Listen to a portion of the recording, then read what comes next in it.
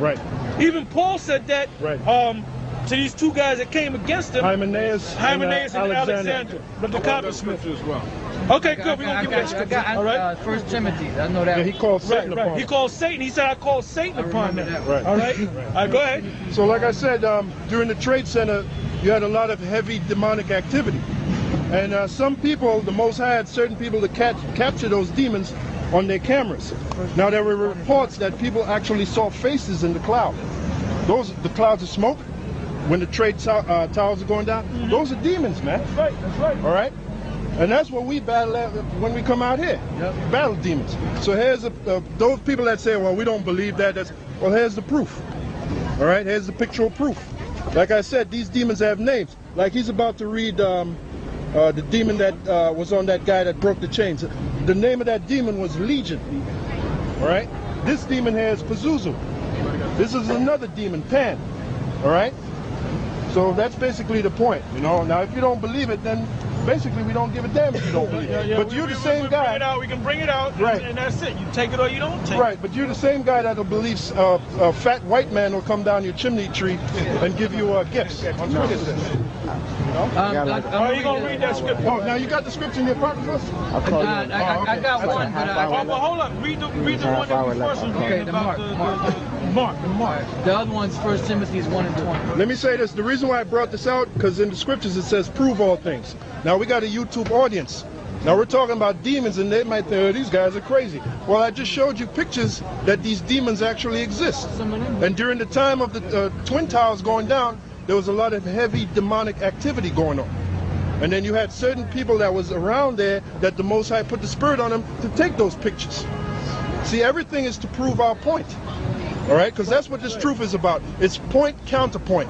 Some guy comes with his point. Something that truth after knowledge doesn't believe it. Yeah, they don't believe it. Yeah, there's certain questions thrown back at them. They don't want to deal. They don't want to deal with it. You know? Right. If we say something here, we're going to prove it and make our point.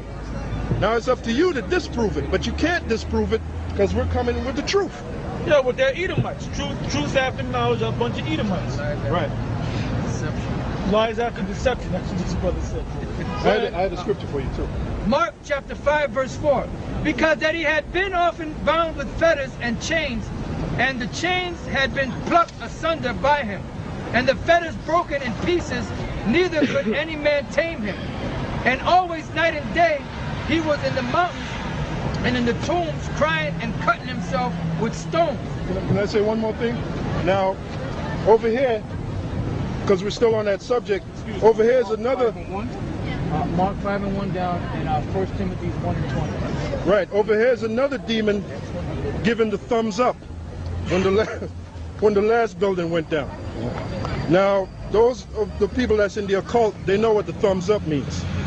All right, it means basically when you take the Masonic oath, if you reveal the secrets, your throat is to be cut. From ear to ear. From ear to ear. That's the symbol.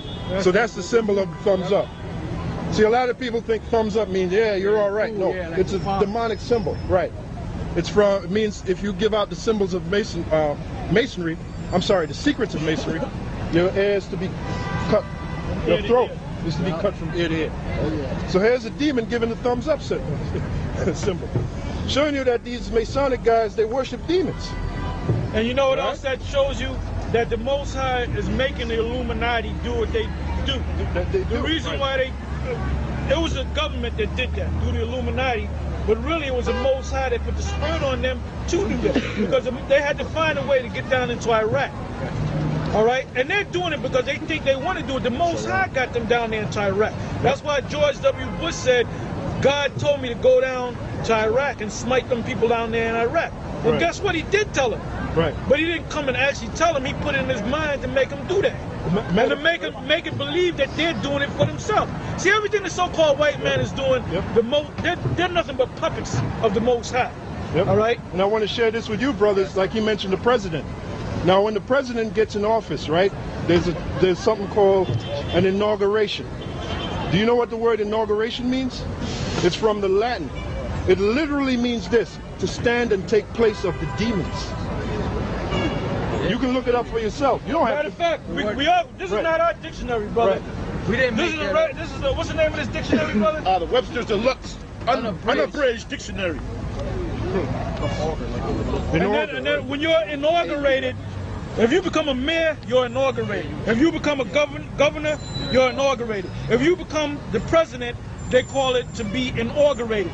Now, if you call yourself a king, they're coronated. Coronated, which means crown. Crown, right. But they're not crowned because they're doing the biddings of the king in England.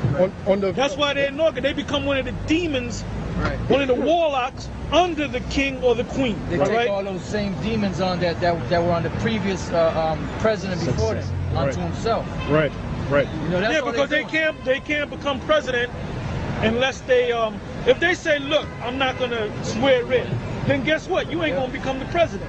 All right, you have to swear in on the Bible, inaugurated, and be inaugurated to become president. All right?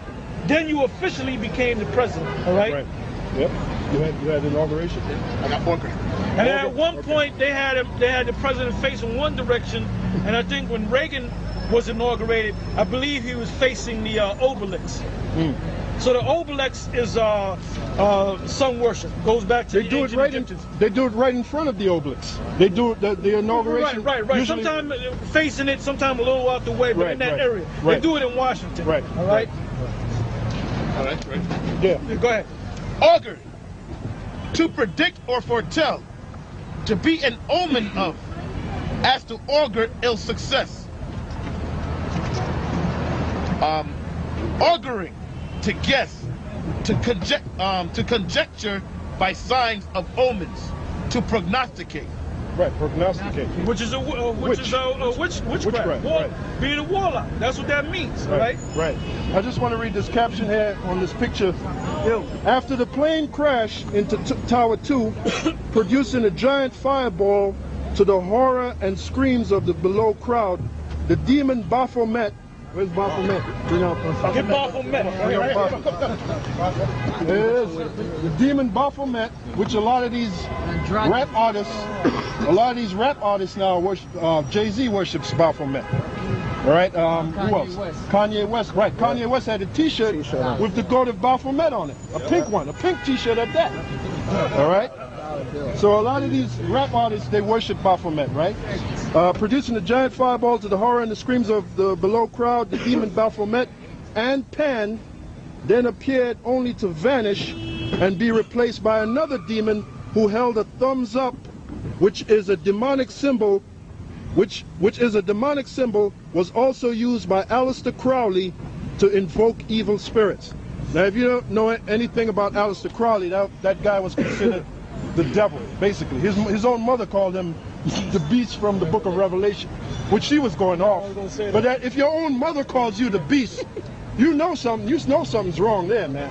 If your mother calls you the beast, you're a real wicked, you know what I want to say, motherfucker. She didn't even understand what the beast was. The beast is NATO, the North Atlantic Treaty Organization. Right. Like it's some one guy. Right. So that's the deal on that. And Aleister Crowley, by the way, was these guys over here, the Beatles, they were heavily influenced by Aleister Crowley. Matter of fact, on one of their albums, Sgt. Pepper's Lonely Hearts Club Band, they have a picture of Aleister Crowley, which proves that point. All right? So it's all connected. It's all witchcraft, brothers. All right? That's the forces we're fighting against. That's right. All right? Yep. I got something real quick. This is Amos chapter 3, verse 6. Shall a trumpet be blown in the city, and the people not be afraid? Shall there be evil in the city, and the Lord hath not done it? See, these people, they think that the Most High is an all-loving God. He's all love. You know, that he's where's Caesar at? That he looks like this. Yeah. Amos 3 and 6. Yeah. He looks like this, and he just be tiptoeing, you know? You know how they be doing that shit in the ballet? They be doing them hops and skips. They think the Most High is actually like that. And then he sings like Tiny Tim. You know the guy with the little guitar? He's singing Tiptoe Through the Tulips. Yeah. That's the image. First of all, they have this image of the Most High. Then they have that Hollywood image of him. And you notice whenever the so-called white man gets an actor to play the role of Jesus Christ, they'll get a white man with an English accent. Like he was everywhere, Jesus, he was super eloquent. He just materialized. He was a man like you and me, man. Yep. And when they put him on the cross, he felt all that pain, man. That's why he said, my father, why has thou forsaken